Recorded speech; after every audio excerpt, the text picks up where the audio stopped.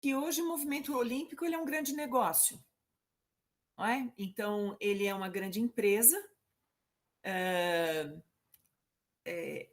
na qual os dirigentes, como seus tutores, buscam as formas de fazê-lo render cada vez mais, e que, como determina a engenharia de produção atual, é preciso ouvir o consumidor para não se perder mercado.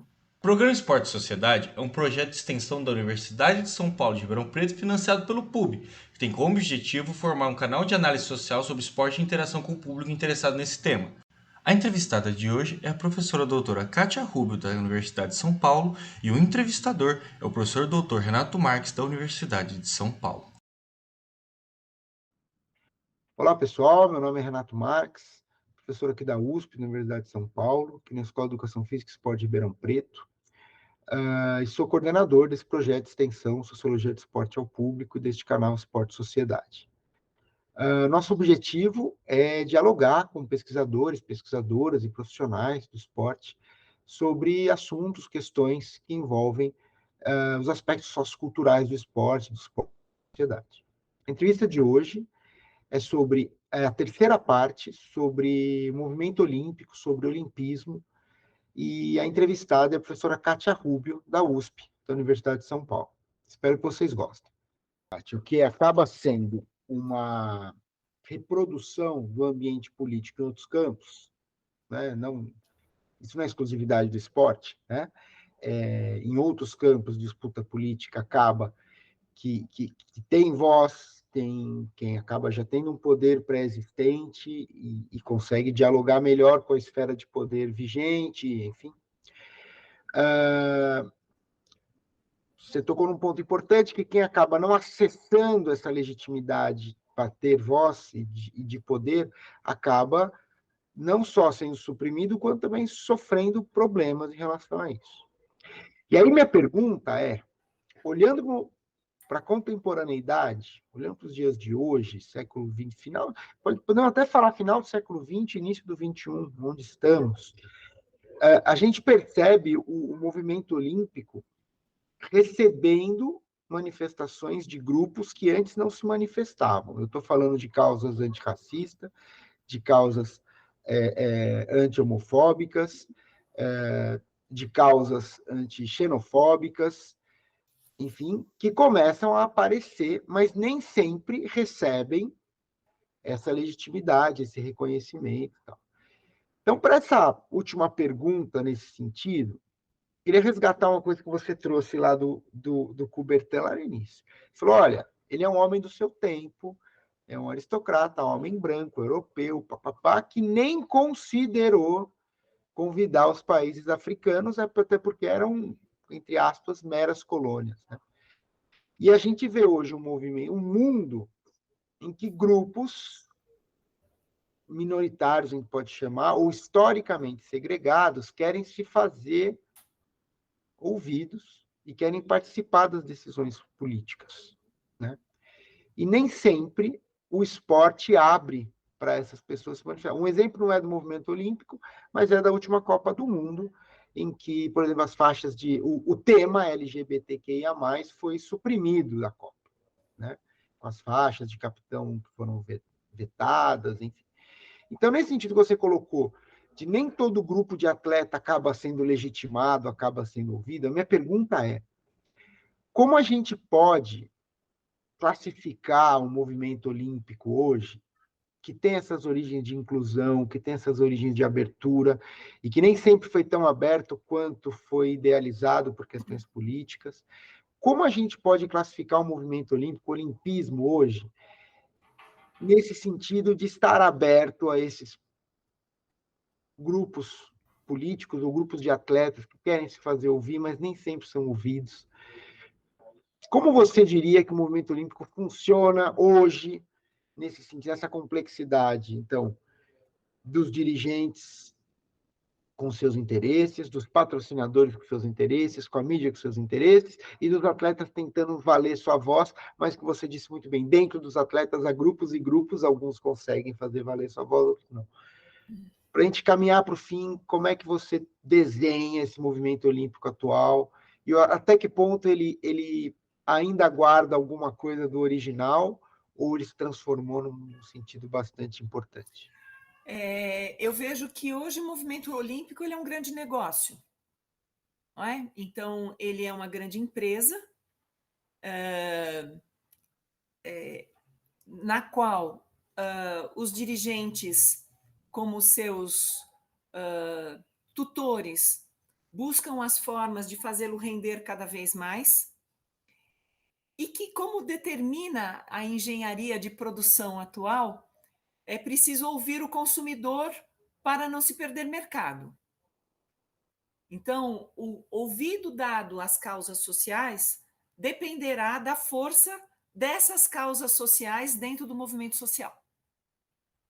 Então, quando a gente tem a morte do George Floyd e um atleta expressivo da NBA vai lá na frente da manifestação emprestar a sua imagem para o movimento e isso viraliza, é possível medir o impacto dessa imagem no produto basquete norte-americano. Então, como dita a lei do mercado, sobreviverão os mais fortes e quem tiver mais poder de comunicação da sua marca. Aí você pode me perguntar, mas por que é que você então continua a estudar isso se você está do outro lado, não é? E eu vou te dizer assim, não há um elemento que o movimento olímpico não consegue ter controle absoluto, que é o campo simbólico. E é por aí que nós podemos entrar. Porque essa produção de imagens realizada pelos Jogos Olímpicos, que é a face pública do olimpismo, ela carrega como locomotiva todos os outros desdobramentos que a gente pode ter do movimento olímpico, que são os valores, que é a paz, que é o congraçamento entre os povos, que é a linguagem universal, porque isso trafega numa faixa que, por mais que a comunicação do COI manipule, ela não dá conta de conter, porque é símbolo, porque é arquétipo, não é? Então, nesse sentido, eles podem fazer todos os belos filmes que eles quiserem sobre a emoção que brota dos atletas no momento em que compete ou da força que existe a imagem de uma chegada, ou seja lá o que for.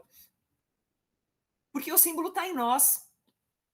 O símbolo está em cada um que decodifica aquela imagem de uma competição em si mesmo. Então, é aí que nós trabalhamos com a ideia do atleta e o mito do herói, que não é um herói manipulado pela mídia, mas é esse herói que inspira outras crianças a se tornarem atletas. E não para ganhar os contratos que outros famosos ganham, mas para ter a potência de experimentar uma vitória. Ou para tirar de uma derrota todos os elementos cotidianos das derrotas que vivemos todos os dias. Para ver um atleta num pós-carreira sendo um cidadão que usa ainda a sua imagem potente de atleta em causas sociais. É aí que eu me vejo transitando. É aí que eu vejo transitando o grupo de estudos olímpicos que trabalha com a linha do imaginário esportivo. Esse elemento é como água que escorre pela mão, né, pelo vão dos dedos. Esse elemento o COI não vai conseguir conter. Perfeito, Kátia, perfeito. Porque realmente existe esse movimento de contenção, né? Dessas manifestações e de fazer de conta que o esporte é neutro, então não vamos falar de posições políticas, não vamos falar desses grupos e essas causas, porque aqui nós fazemos só esporte, competição que importa, mas quando se faz isso, está assumindo uma posição política, né? Bastante clara, por sinal, e E eu, que precisa ser esclarecido isso, e eu né? vejo, Renato, que se o esporte for analisado, for estudado apenas por essa ótica também da luta de classes, se perderá toda a potência disso que escorre pelos dedos. É possível? Sim, porque a leitura desse campo social que transborda do esporte, ele é farto. Mas o esporte é muito mais do que isso. Não é? Não, Então, sem dúvida, sem se dúvida, ele, sem se dúvida. ele for lido apenas como essa disputa maniqueísta dos fortes contra os fracos, ok. E é um discurso que se repetirá por mais um século e se perderá a chance de tirar dessas entranhas simbólicas e imaginárias os elementos que podem fortalecê-lo e fortalecer os atletas que serão os possíveis transformadores dessa estrutura aristocrática que ainda persiste no Comitê Olímpico Internacional. Eu concordo contigo, Kátia, porque se a gente pensar só no maniqueísmo, vai cair fatalmente naquela coisa, esporte é bom ou ruim. E a tentação de falar que é ruim é grande, e aí acabou, né? Acho que eu concordo, acho que não é esse o caminho. Eu acho que o caminho é se perguntar assim, para um esporte mais inclusivo, para um movimento olímpico talvez mais inclusivo, talvez o caminho seja, né, pensar como associar esse apelo econômico do movimento olímpico em fazer com que esse apelo econômico abra os olhos para as possibilidades mais diversificadas de manifestação. Que eu diria, Renato, que circula na vibe da celebração. O movimento olímpico perdeu a mão dos Jogos Olímpicos quando deixou de celebrar para apenas competir.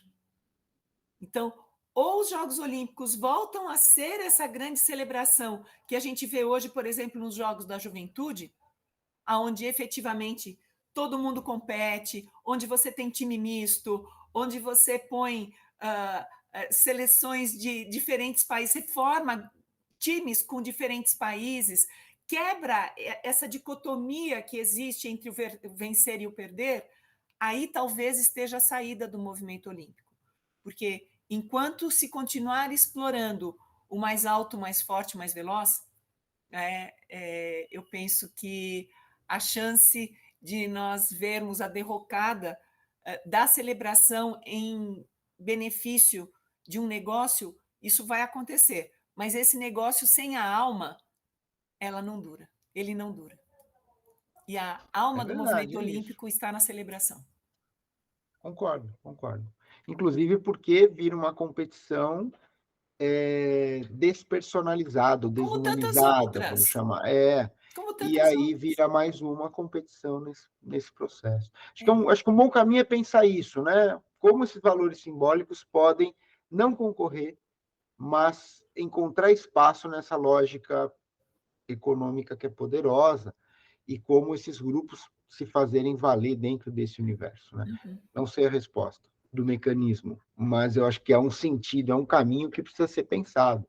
Sim. Né? Então, de não pensar que a lógica econômica simplesmente se dá com a criação de ídolos multicampeões e vamos explorar a imagem desses caras. Há outras formas Uhum. de tratar de outros valores, de outras identidades, de outras representações. Então, os exemplos que eu dei, né, das questões antirracistas, das questões anti-homofóbicas, anti-misóginas, anti-xenófobas, né? Isso implica em empoderar o atleta. E é aí que a porca torce o rabo. Eu não sei se o Exatamente. COI quer empoderar o atleta. Exatamente, exatamente. Legal, Kátia. Podemos concluir de que, então, assim, o movimento olímpico ele se encontra numa etapa, eu diria, bastante diferente do original, nesse sentido de até que ponto ele realmente está ampliando para a inclusão ou refreando isso, mas, ao mesmo tempo, ele é similar ao original, enquanto há aquela utopia do Coubertin de abertura e há os freios de quem financia, de quem organiza, como aquele exemplo dos ingleses e a influência no amadorismo.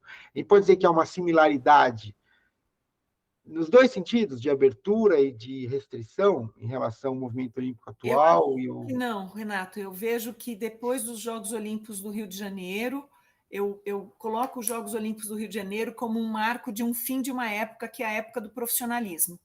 Né? Então, a gente tem um período da Guerra Fria, que vai de 1948 a 1980, 84, 88, a gente tem o início do profissionalismo, e esse ciclo do profissionalismo se encerra no Rio de Janeiro com o esgotamento de um modelo explorador, né, que culmina no repensar dos Jogos. Tóquio seria a oportunidade de pôr à prova esse novo momento, mas a pandemia distorce esse momento. E eu vejo assim, não vejo como um movimento de inclusão, não, né, porque o esporte olímpico ele é um campo de pessoas habilidosas. E a habilidade, ela distingue, mas ela não exclui. Ela distingue, mas não exclui. Ser professor da Universidade de São Paulo distingue, mas não exclui.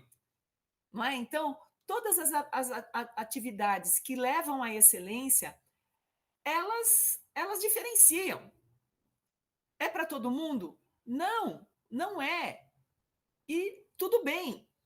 Para você ganhar um prêmio Nobel, você deixou para trás um monte de outras coisas, mas aquilo que te diferencia de outros colegas que não ganharam é o fato de você fazer alguma coisa muito especial.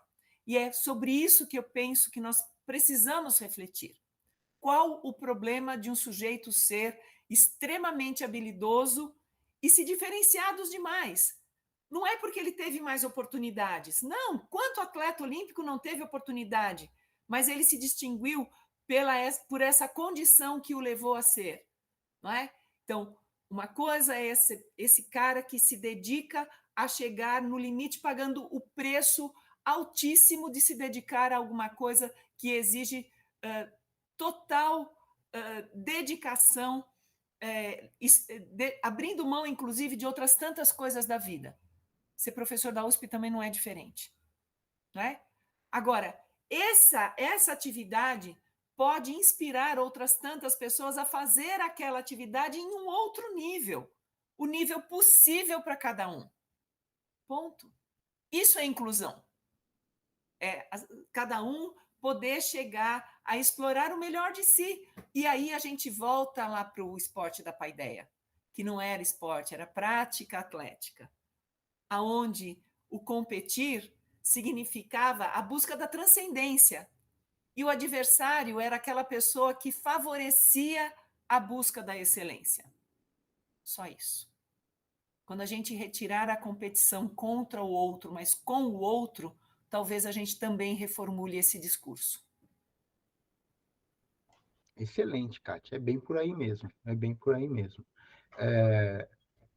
O esporte de elite é para poucos, não tem jeito, né, de ser diferente. Mas a gente também tem que olhar que o esporte de elite é um espaço, nós precisamos pensar, talvez com mais força do que se pensa, como fazer com que as outras pessoas também façam parte do esporte. Talvez a inspiração do elite seja um desses componentes, né? Mas pensar que tem muita gente que vai praticar esporte, não vai chegar na elite e que merece, e melhor, que tem o direito de praticar esse esporte, e a gente tem que criar condições para isso, e tudo bem se não for atleta olímpico, mas é importante que esteja inserido nesse processo. Isso. Legal. E vamos parar de sacrificar esses habilidosos, né? Você já pensou se o Einstein tivesse que continuar fazendo conta de mais, menos, quando ele já podia fazer equação de segundo grau? Ele era diferente. Legal, legal. Kátia, muito obrigado. Te agradeço muito pela entrevista, pelas reflexões que você levantou, por um outro olhar, inclusive, especialmente lá no início da gênese do olimpismo, do movimento olímpico, e um olhar bastante propositivo, eu diria até bastante crítico, que a gente colocou aqui no final, que acho que é importante colocar, né? Levantar isso, que o esporte é política, que a política faz parte do esporte. Isso não é um problema, porque qualquer prática social envolve política, isso não é um problema, isso não desqualifica o esporte, muito pelo contrário, faz com que a gente tenha que pensar como essa política acontece, né?